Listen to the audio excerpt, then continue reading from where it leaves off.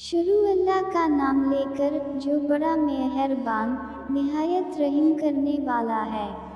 एक वकील साहिब ने सारी उम्र वकालत की और जब बड़ी उम्र के पेशा नज़र वकालत से दस्तबरदारी इख्तियार की तो अपने सारे मुकदमात अपने बेटे को दिए, जो कि अब खुद भी एक नामवर वकील बन चुका था।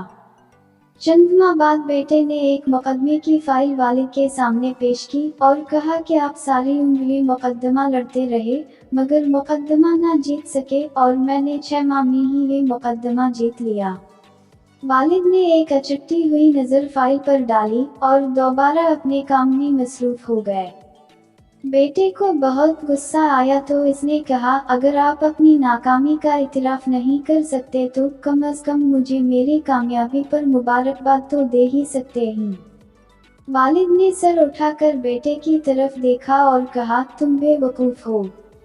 तुम सब भाई बहनों को मैंने इस मुकदमे से पढ़ाया लिखाया और मैंने ये मुकदमा तुम्हें तुम्हारे बच्चों के लिए दिया था और तुमने खुद ही अपनी आमदनी का जरिया बंद कर दिया। तो बताओ, मैं तुम्हें बेवकूफ़ न कहूँ तो फिर क्या कहूँ।